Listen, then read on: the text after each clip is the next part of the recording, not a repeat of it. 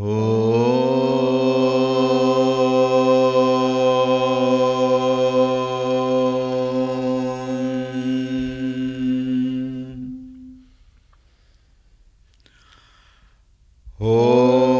श्री गणेशाय नमः। ॐ श्री सरस्वत्यै नमः। ॐ श्री गुरुभ्यो नमः।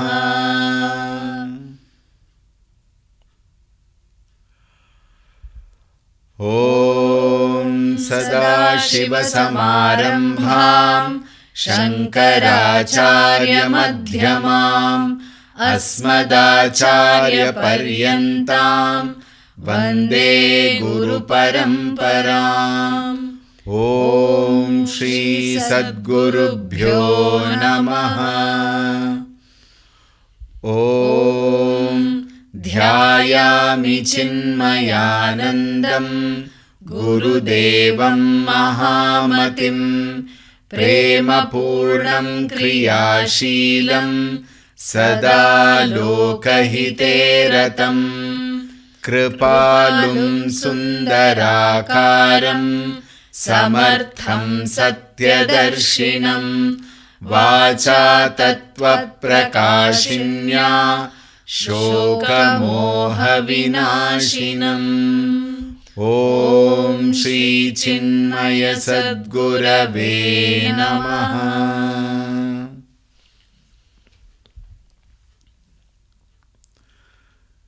श्रीकृष्ण शरणं मम। श्रीकृष्ण शरणं मम। श्रीकृष्ण शरणं मम। श्रीकृष्ण शरणं मम। श्रीकृष्ण शरणं मम। श्रीकृष्ण शरणं मम। श्रीकृष्ण शरणं मम। श्रीकृष्ण शरणं मम। श्रीकृष्ण शरणं मम। श्रीकृष्ण शरणं मम। श्रीकृष्ण शरणं मम। श्रीकृष्ण शरणं मम। श्रीकृष्ण शरणं मम। श्रीकृष्ण शरणं मम। श्रीकृष्ण शरणं मम। श्रीकृष्ण शरणं मम। शरणं मम। शरणं मम। शरणं मम। शरणं मम। श्री कृष्णचंद्र भगवान की जय। Hari Om, a warm welcome. Today we will chant the Dhyana shlokas completely and the 4 shlokas which we have learnt of the first chapter also together and then proceed further. As I mentioned last time, from tomorrow we will chant only Yam Brahma Varunendra Rudra Marutaha, the last Dhyana shloka regularly. After Shri Krishna Sharanam Mama, we will chant Yam Brahma Varunendra and then proceed whatever we are learning. This please keep in mind. Today we will go, as a practice, we will go with the Dhyana shlokas completely.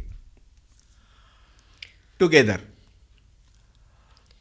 Om Shri Paramatmane Namaha. अथ श्रीमद्भगवद् गीता अथ ध्यानम्। ॐ पार्थाय प्रतिबोधितां भगवता नारायणेन स्वयं व्यासेन ग्रथितां पुराणमुनिना मध्ये महाभारतम् अद्वैतामृतवर्षिणीं भगवतीम् अष्टादशाध्यायिनीम् अम्ब त्वामनुसन्दधामि भगवद्गीते भवद्वेषिणीम् नमोऽस्तु ते व्यासविशालबुद्धे पुल्लारविन्दायतपत्रनेत्र येन त्वया भारततैलपूर्णः प्रज्वालितो ज्ञानमयः प्रदीपः प्रपन्नपारिजाताय स्तोत्रवेत्रैकपाणये ज्ञानमुद्राय कृष्णाय गीतामृतदुहे नमः। सर्वोपनिषदो गावः दुग्धा गोपालनन्दनः पार्थो वत्सः सुधीर्भोक्ता दुग्धं गीतामृतं महत्। वसुदेवसुतं देवं कंसचाणूरमर्दनं देवकी परमानन्दं कृष्णं वन्दे जगद्गुरुम्। भीष्मद्रोणतटा जयद्रथजला गान्धारनीलोत्पला शल्यग्राहवती कृपेण वहनी कर्णेन वेलाकुला। अश्वत्थामविकर्णघोरमकरा दुर्योधनावर्तिनी सोत्तीर्णा खलु पाण्डवैरणनदी कैवर्तकः केशवः। पाराशर्यवचः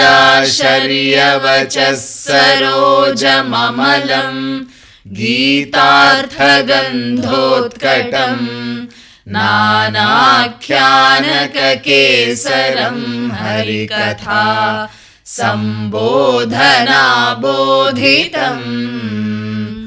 लोके सज्जनषट्पदैरहरहः पेपीयमानं मुदा भूयाद्भारतपङ्कजं कलिमल प्रध्वंसिनः श्रेयसे। मूकं करोति वाचालं पङ्गुं लङ्घयते गिरिं यत्कृपातमहं वन्दे परमानन्दमाधवम्। यं ब्रह्मा वरुणेन्द्ररुद्रमरुतः स्तुन्वन्ति दिव्यैस्तवैः वेदैः साङ्गपदक्रमोपनिषदैः गायन्ति यं सामगाः। ध्यानावस्थिततद्गतेन मनसा पश्यन्ति यं योगिनः यस्यान्तं न विदुःसुरासुरगणाः। देवाय तस्मै नमः देवाय तस्मै नमः।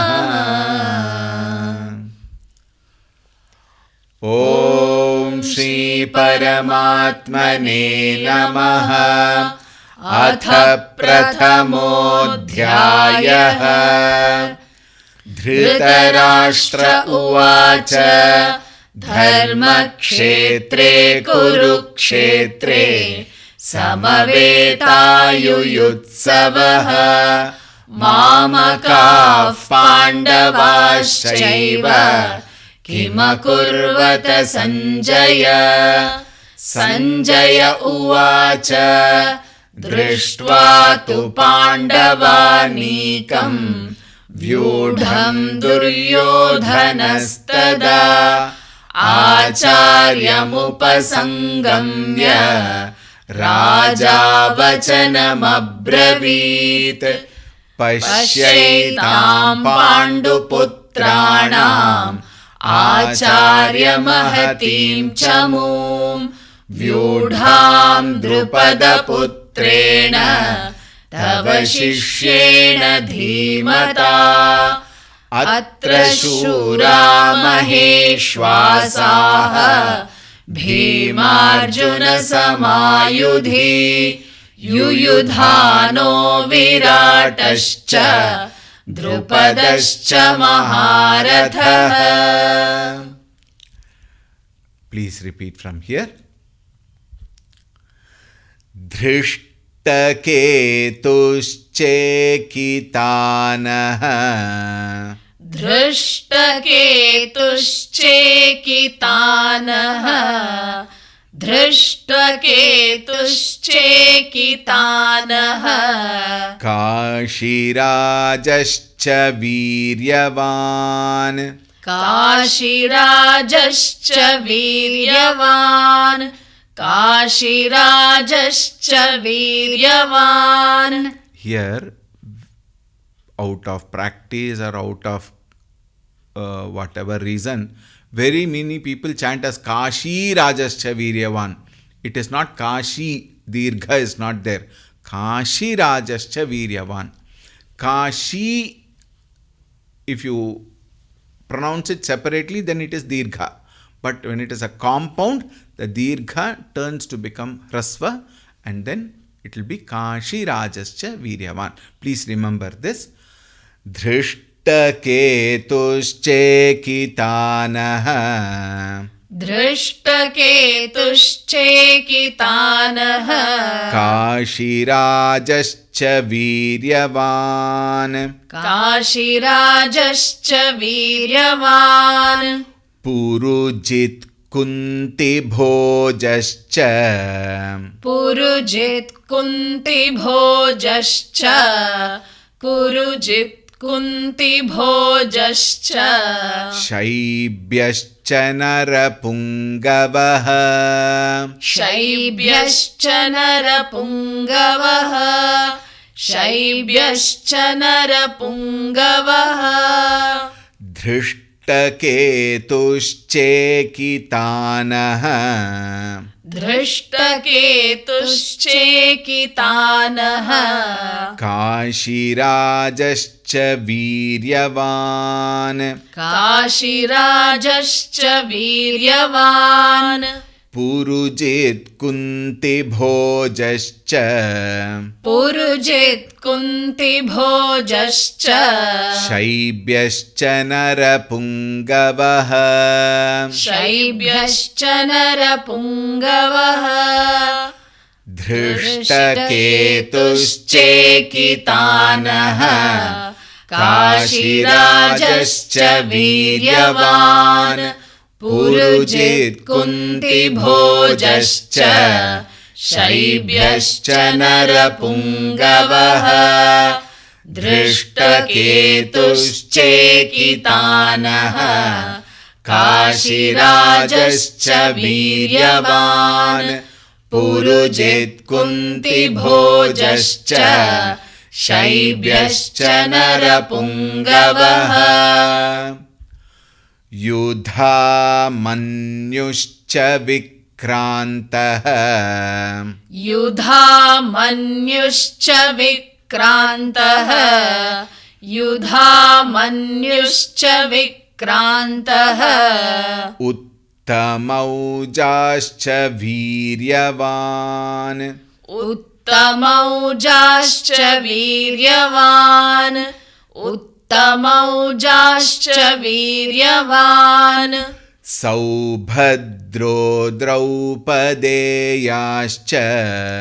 सौभद्रो द्रौपदेयाश्च सौभद्रो द्रौपदेयाश्च सर्व एव महारथाः सर्व एव महारथाः सर्व एव महारथाः युधामन्युश्च विक्रान्तः विक्रान्तः युधामन्युश्च विक्रान्तः उत्तमौजाश्च वीर्यवान् उत्तमौजाश्च वीर्यवान् सौभद्रो द्रौपदेयाश्च सौभद्रो द्रौपदेयाश्च सर्व एव महारथाः सर्व एव महारथाः युधामन्युश्च विक्रान्तः उत्तमौजाश्च वीर्यवान् सौभद्रो द्रौपदेयाश्च सर्व एव महारथाः युधामन्युश्च विक्रान्तः उत्तमौजाश्च वीर्यवान् सौभद्रो द्रौपदेयाश्च सर्व एव महारथाः अस्माकं तु विशिष्टाये अस्माकं तु विशिष्टाये अस्माकं तु विशिष्टाये तान्निबोध द्विजोत्तम तान्निबोध द्विजोत्तम तान्निबोध द्विजोत्तम नायका मम सैन्यस्य नायका मम सैन्यस्य नायका मम सैन्यस्य संज्ञार्थं तान् ब्रवीमि ते संज्ञार्थं तान् ब्रवीमि ते संज्ञार्थं तान् ब्रवीमि ते There is a good example here. Tan bravimite. Many people chant as Tan bravimite. There we should be very careful. Bravimite. Wherever there is dirgha, it must be pronounced properly. Please take care on that. Asmakam tu vishishtaye. अस्माकं तु विशिष्टाये. Here a small point. Generally it is, chanted in the same way. Vi shish sha. She sha. It should be, if you can practice it is possible. You just have to practice a little. To the extent possible, try this. Asmakam tu vishishtaye. अस्माकं तु विशिष्टाये. तान्निबोध द्विजोत्तम. तान्निबोध द्विजोत्तम. नायका मम सैन्यस्य. नायका मम सैन्यस्य. संज्ञार्थं तान् ब्रवीमि ते. संज्ञार्थं तान् ब्रवीमि ते. अस्माकं तु विशिष्टाये. तान्निबोध द्विजोत्तम. नायका मम सैन्यस्य. संज्ञार्थं तान् ब्रवीमि ते. अस्माकं तु विशिष्टाये. तान्निबोध द्विजोत्तम. नायका मम सैन्यस्य. संज्ञार्थं तान् ब्रवीमि ते. भवान् भीष्मश्च कर्णश्च. भवान् भीष्मश्च कर्णश्च. भवान् भीष्मश्च कर्णश्च. कृपश्च समितिञ्जयः. कृपश्च समितिञ्जयः. कृपश्च समितिञ्जयः. अश्वत्थामा अश्वत्थामाविकर्णश्च अश्वत्थामाविकर्णश्च अश्वत्थामाविकर्णश्च सौमदत्तिस्तथैव च सौमदत्तिस्तथैव च सौमदत्तिस्तथैव च भवान् भीष्मश्च कर्णश्च भवान् भीष्मश्च कर्णश्च कृपश्च समितिञ्जयः कृपश्च समितिञ्जयः अश्वत्थामाविकर्णश्च अश्वत्थामाविकर्णश्च सौमदत्तिस्तथैव च सौमदत्तिस्तथैव च भवान् भीष्मश्च कर्णश्च कृपश्च समितिञ्जयः अश्वत्थामाविकर्णश्च सौमदत्तिस्तथैव च भवान् भीष्मश्च कर्णश्च कृपश्च समितिञ्जयः अश्वत्थामाविकर्णश्च सौमदत्तिस्तथैव च अन्ये च बहवः शूराः अन्ये च बहवः शूराः अन्ये च बहवः शूराः मदर्थे त्यक्तजीविताः मदर्थे त्यक्तजीविताः मदर्थे त्यक्तजीविताः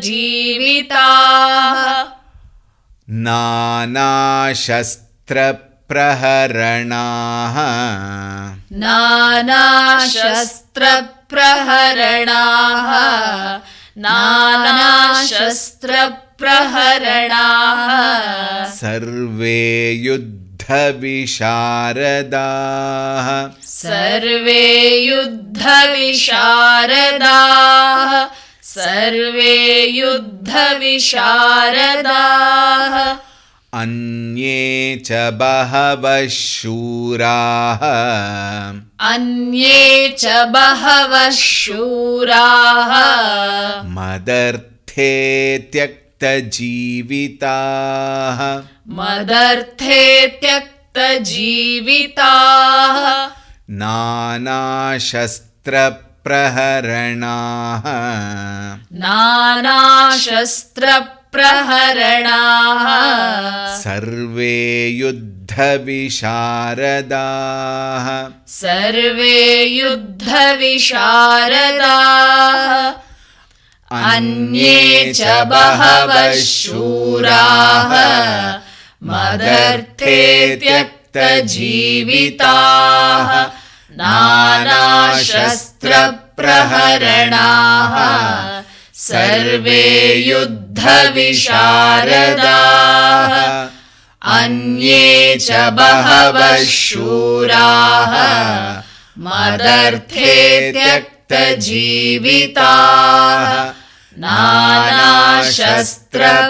नानाशस्त्रप्रहरणाः सर्वे युद्धविशारदाः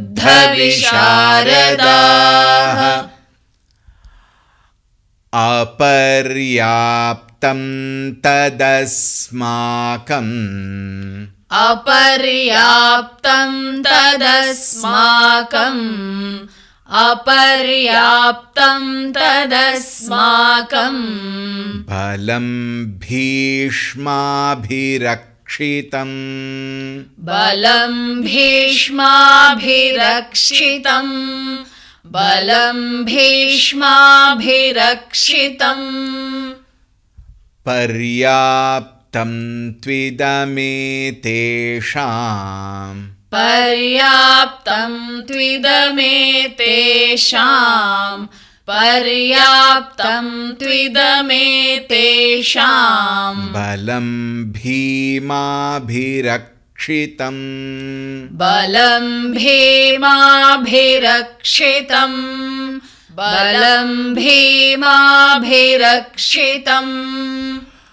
अपर्याप्तं तदस्माकम् अपर्याप्तं तदस्माकम् बलं भीष्माभिरक्षितम् बलं भीष्माभिरक्षितम् पर्याप्तं त्विदमेतेषाम् पर्याप्तं त्विदमेतेषाम् बलं भीमाभिरक्षितम् बलं भीमाभिरक्षितम्. In this shloka, the first line Bhishmabhirakshitam, second line Bhimabhirakshitam. Normally what happens when we are used to the chanting, we sometimes chant without the book. Generally when you are used to chanting anything for that matter, we keep the book away. We know, I know, that attitude, I know. And at the same time, out of habit, by nature, mind keeps running away. If that also supports, then you will definitely make a mistake in exchanging. Instead of Bhishma, we may say Bhima, and here where we have to say Bhima, we might chant Bhishma. The meaning will disastrously change. So please be attentive at that time. These are all very small. In fact, these are all things which will actually indicate whether we are alert or we are absent-minded. So please take care here. We will chant together now. अपर्याप्तं तदस्माकं बलं भीष्माभिरक्षितं पर्याप्तं त्विदमेतेषां बलं भीमाभिरक्षितम् अपर्याप्तं तदस्माकं बलं भीष्माभिरक्षितम् पर्याप्तं त्विदमेतेषां बलं भीमाभिरक्षितम्. We have completed 10 shlokas. We will chant these 10 shlokas together now and then conclude the class. Om Shri Paramatmane Namaha. अथ प्रथमोऽध्यायः. धृतराष्ट्र उवाच धर्मक्षेत्रे कुरुक्षेत्रे समवेतायुयुत्सवः मामकाः पाण्डवाश्चैव किमकुर्वत सञ्जय. सञ्जय उवाच दृष्ट्वा तु पाण्डवानीकं व्यूढं दुर्योधनस्तदा आचार्यमुपसङ्गम्य राजा वचनमब्रवीत्. पश्यैतां पाण्डुपुत्राणाम् आचार्यमहतीं च मूम् व्यूढां द्रुपदपुत्रेण तव शिष्येण धीमता.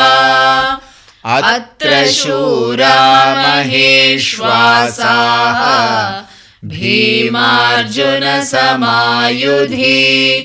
युयुधानो विराटश्च द्रुपदश्च महारथः.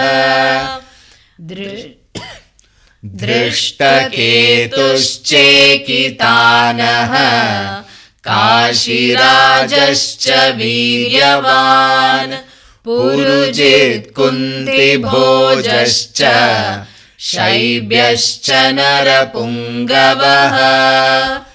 युधामन्युश्च विक्रान्तः उत्तमौजाश्च वीर्यवान् सौभद्रो द्रौपदेयाश्च सर्व एव महारथाः अस्माकं तु विशिष्टाये तान् निबोध द्विजोत्तमा नायका मम सैन्यस्य संज्ञार्थं तान् ब्रवीमि ते भवान् भीष्मश्च कर्णश्च कृपश्च समितिञ्जयः अश्वत्थामा विकर्णश्च सौमदत्तिस्तथैव च अन्ये च बहवः शूराः मदर्थे त्यक्तजीविताः नानाशस्त्रप्रहरणाः सर्वे युद्धविशारदाः अपर्याप्तं तदस्माकं बलं भीष्माभिरक्षितं पर्याप्तं त्विदमेतेषां बलं भीमाभिरक्षितम्.